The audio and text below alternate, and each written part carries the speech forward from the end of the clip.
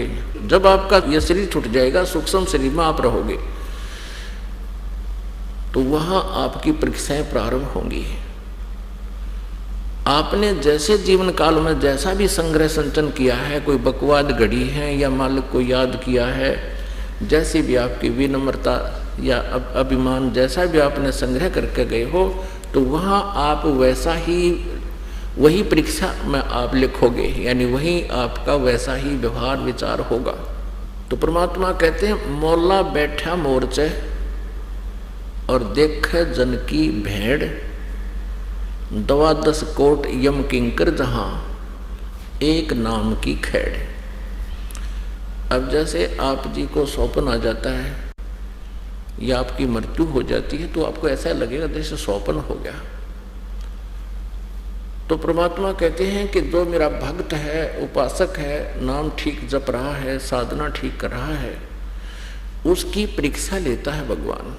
कैसे लेता? कि मालिक मौला बैठा मोर्चे अपने निज स्थान से देख रहा है और देखे जन की भेड़, मानी उसका गेम देख रहा है, मैच देखता है, उसकी भिड़ंत देखता है, उसका जो है लड़ाई देखता है कि वो कैसे लड़ता है काल के दूतों के साथ।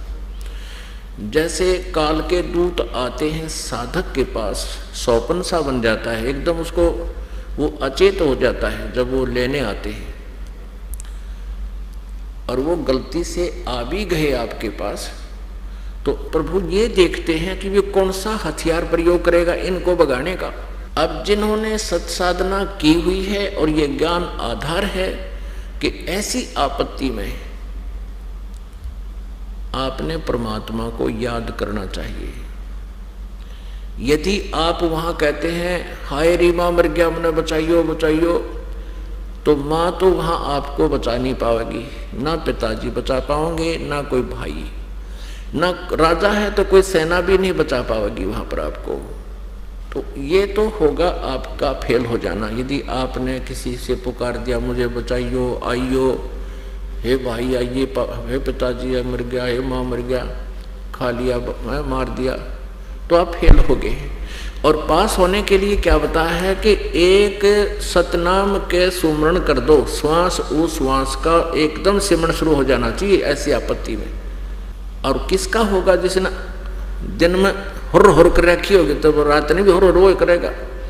तो जिसने दिन में यानी अपने जीवन काल में जैसे भी परमात्मा को याद किया हुआ है, उस सूक्ष्म शरीर में भी उसको वही याद आवेगा और वही प्रैक्टिस बनेगी। तो यहां गरीबदास साहब जी कहते हैं कि प्रभु परमेश्वर कबीर देव जी आप जी की परीक्षा लेने के लिए कई बार सौपन भी ऐसा बना देता है। तो ऐसी आपत्ति में हमने परमात्मा के उस सतनाम का सिमरण प्रारंभ कर देना चाहिए। जिसके पास प्रथम मंत्र है और द्वितीय नहीं मिला है सतनाम, तो प्रथम मंत्र का भी जाप आप शुरू कर दीजिए।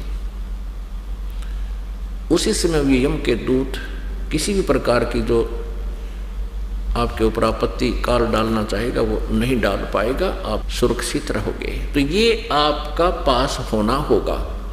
मौला बैठा मोर्चे और देखे अपने जन की भेड़, भेड़ माने लड़ाई, उसकी तरीका देखता है, ये कौन सा फार्मूला अपना होगा। फिर उसका बता भी रहे हैं कि 12 करोड़ यम के दूत आ जाएं। 12 करोड़ हैं काल के दूत। कहते हैं सारे के सारे भी खड़े हों सामने तेरे आके, एक नाम की खेड़, खेड़ बोले ना टक्कर मारा अगर ये पशु जैसे भिड़ते हैं। और कहते हैं एक वह खेड़ है जैसे दो सांड उड़ते हैं, भिड़ते हैं, 2 भैंसे भिड़ते हैं, तो एक दूसरे का वह जो ऐसे सिर बढ़ाते हैं उसको खेड़ बोलते हैं कि उसने उसका खेड़ मारी। ये अपनी मदर लैंग्वेज है हमारी हरियाणा की देसी। तो कहने का भाव परमात्मा का है कि वो एक नाम की खेड़, सतनाम एक सिमरण कर दिया, हुआ खेड़ मार दी आपने, टक्कर मार दी 12 करोड़ का, और 12 के 12 करोड़ चक्कर काटते जाएंगे न, आपसे 100 फुट दूर जाके खड़े हो जाएंगे। इसमें इतनी शक्ति बताई है। यथार्थ है ये बात।